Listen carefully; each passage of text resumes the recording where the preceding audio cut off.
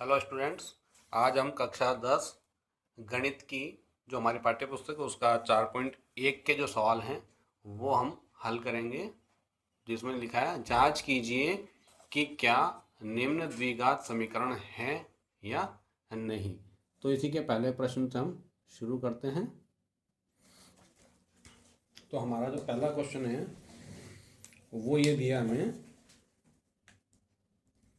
x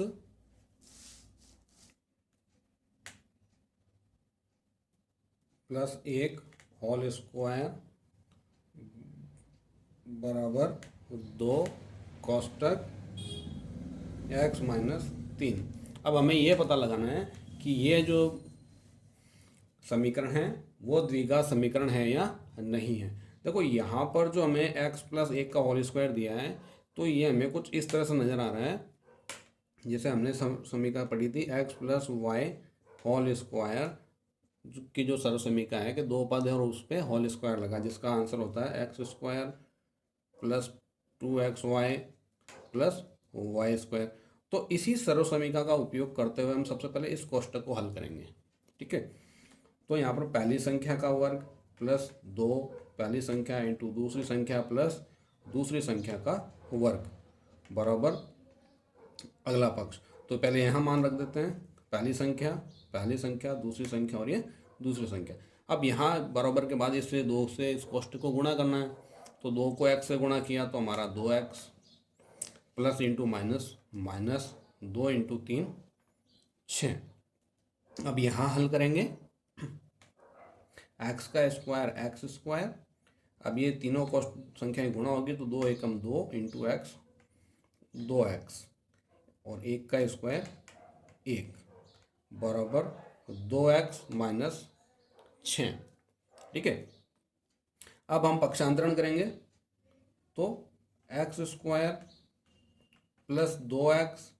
अब ये जो प्लस का 2x है इधर इधर ले आते हैं तो ये माइनस का 2x हो जाएगा, प्लस 1 हमारा पहले से इधर, ये माइनस का 6 इधर आकर के प्लस का 6 हो जाएगा बराबर 0।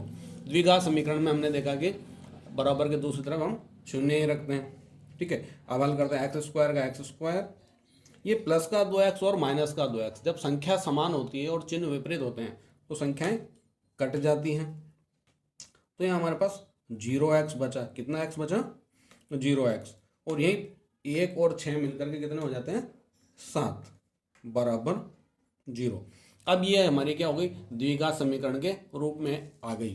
कैसे आ गई? कि द्विघात समीकरण में हमने क्या पढ़ा था कि द्विघात समीकरण होती है ax square plus bx plus c बराबर 0।